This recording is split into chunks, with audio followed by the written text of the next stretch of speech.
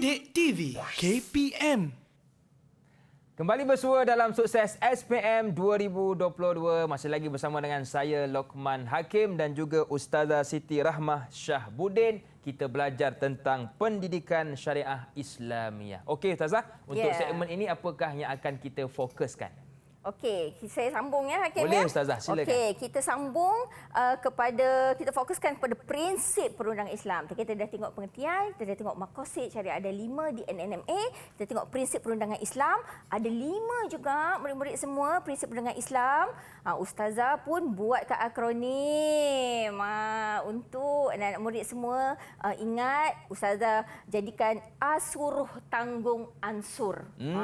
Apa benda tu Ustazah? Okey, mari kita tengok satu. Yang pertama al-adalah. A tu al-adalah iaitu keadilan, prinsip yang pertama. Prinsip yang kedua adamul haraj, iaitu tidak menyusahkan. Ya, susah. Tidak menyusahkanlah. Jangan cakap susah pula. Tidak menyusahkan.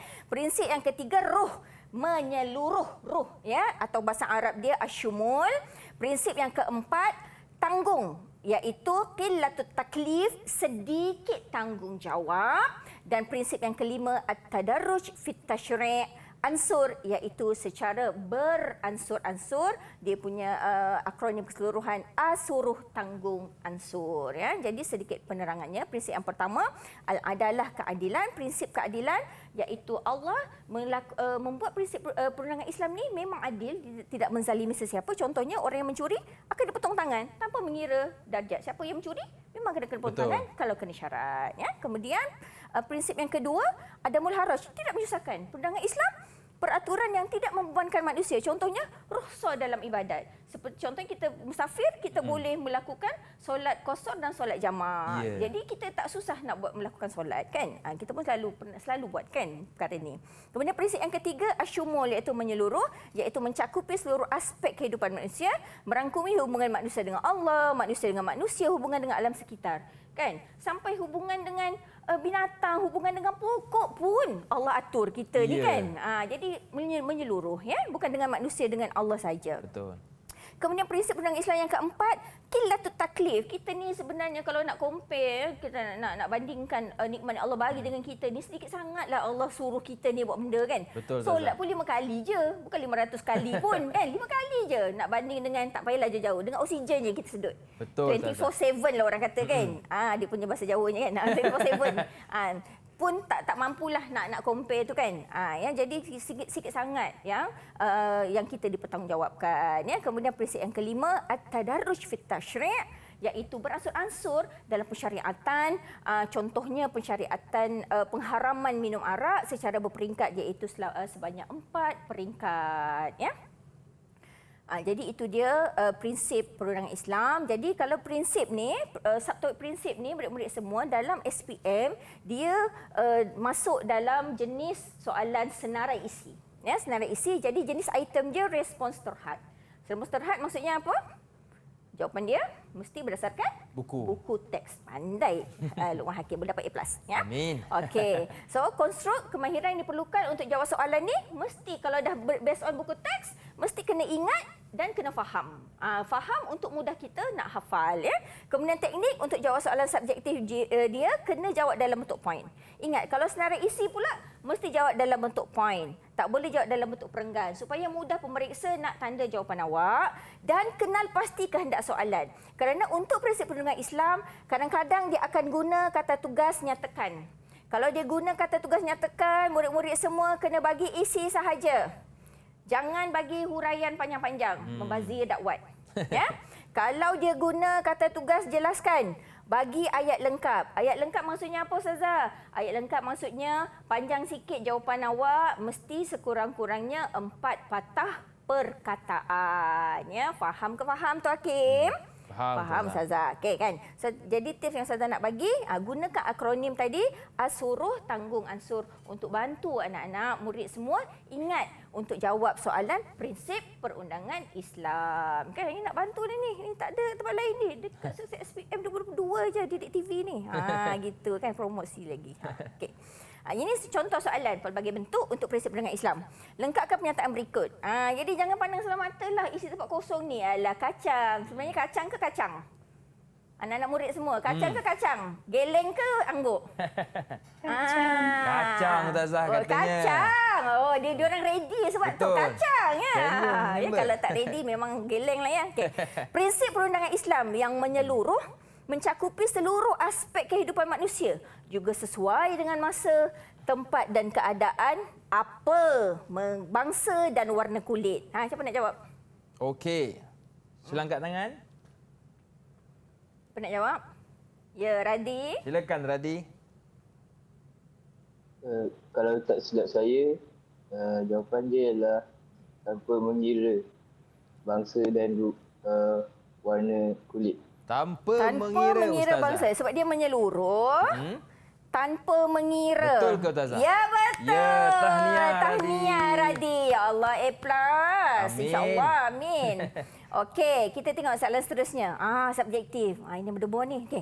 Nyatakan. Ingat ya, kalau nyatakan tadi, kena panjang ke kena pendek? Gitu. Nyatakan 2 prinsip perundangan Islam selain asyumul menyeluruh. 2 markah. Siapa nak jawab?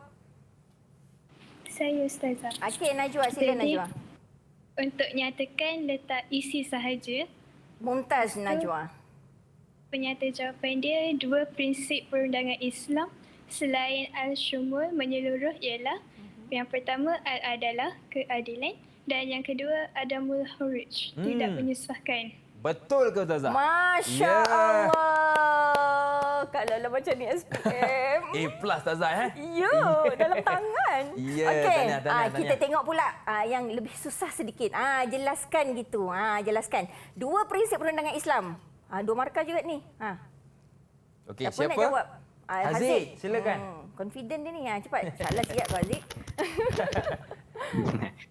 Jelaskan ni, so kita kena ayat lengkap. So ayat kita perlu mulakan ayat kita dengan mengambil perkataan daripada soalan. Okey, itu Okey. contoh jawapan. 2 prinsip perundangan Islam ialah khilatul taklif. Itu sedikit tanggungjawab di mana pensyariatan yang dipertanggungjawabkan tidak banyak sehingga membebankan kehidupan manusia. Yang kedua, al-tadruj fil tashri' yang bermaksud beransur-ansur. Seperti pengharaman arak yang dilakukan secara berperingkat.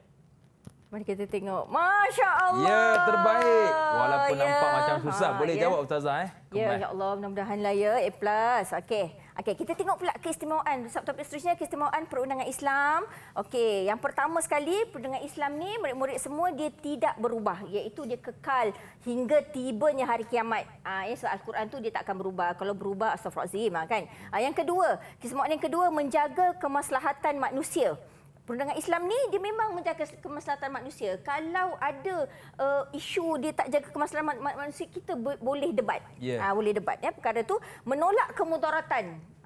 Ya, sepatutnya memang menyelesaikan masalah manusia dan membina, bukan itu saja, dan membina dan membentuk umat manusia yang lebih bertamadun tanpa diskriminasi bangsa. Kalau kita lihat sejarah ya Hakim, Islamlah, agama Islamlah yang menghilangkan Ya, perhambaan di muka bumi ini ya.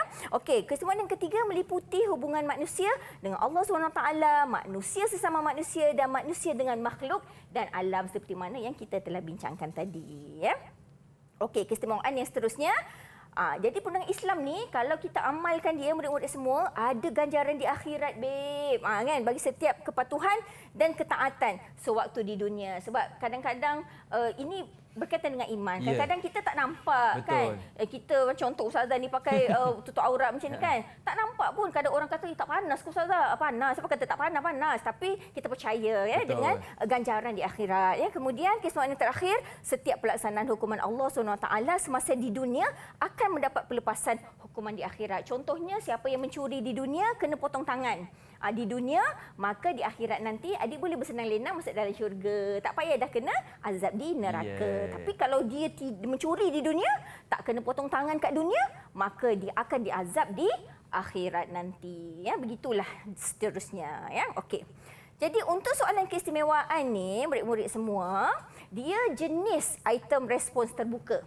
Apa maksud respon terbuka? Maksud respon terbuka adalah jawapan dia tidak mesti ikut buku teks. Kalau nak ikut tadi boleh. Tapi kalau nak ada idea sendiri, tapi ada kaitan yang betul, boleh kita terima. Boleh juga. Boleh, kita boleh terima. Tapi janganlah keluar ni ya. Janganlah keluar keluar apa istilah dia, keluar pagar. Janganlah keluar pagar kan, nanti salah lah kan.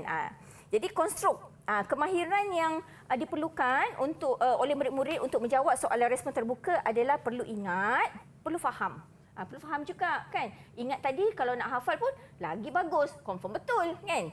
Mengaplikasi, kena faham, kena aplikasi teori pasal perundangan Islam tadi dalam kehidupan seharian dan menganalisis. Menganalisis tu kebaikan-kebaikan perundangan Islam dan diamalkan dalam kehidupan seharian ya. So, jadi teknik untuk menjawab soalan subjektif bagi soalan respon terbuka, contohnya keistimewaan. Jawapan dia mesti dalam bentuk poin dan mesti mengandungi isi dan huraian. Mesti ada dua perkara, dua unsur dalam jawapan murid-murid semua. Dan untuk keistimewaan ni, dia mestilah memberikan ciri baik. Nama pun istimewa. Kalau tak baik tu bukanlah istimewa kan. Betul. Kekuranganlah pula kan pada sesuatu perbuatan atau isu yang dikemukakan. Jadi, kalau dia biasanya untuk soalan respon terbuka, biasa dia akan guna kata tugas terangkan ya murid-murid semua. Biasa dia akan guna kata tugas terangkan. Jadi format jawapan anak-anak murid semua mesti isi. Mesti lepas isi itu tambahkan salah satu daripada kata hubung aksu. Aksu ni A tu agar, K tu kerana, S tu supaya, U tu untuk. Salah satu je lah, jangan buat empat. Pening nanti. Ya, buat salah satu je dan huraian. Ya, okey. Okay, ini contohnya. Terangkan dua keistimewaan perundangan Islam. Siapa nak jawab? Okey, siapa sila angkat tangan Okey, cepat? Hesa. Okey, silakan Hesa. Jadi, dua keistimewaan perundangan Islam ialah poin pertama, tidak berubah, kekal hingga tibanya hari kiamat kerana perundangan Islam datang daripada Allah SWT. Okey. Jadi, poin kedua, setiap pelaksanaan hukuman Allah semasa di dunia akan mendapat pelepasan hukuman di akhirat kerana telah menjalankan perintah Allah.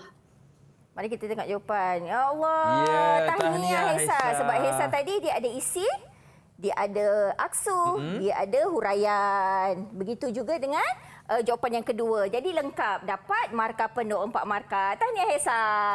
Ya, Alhamdulillah. tahniah kepada Hesa atas jawapan dan sekarang kita nak berehat seketika. Boleh ke Ustazah? Boleh. Saya nak minum Jangan ni, Luqman. ke mana-mana. Teruskan bersama dengan kami dalam Sukses SPM 2022. Didik TV KPM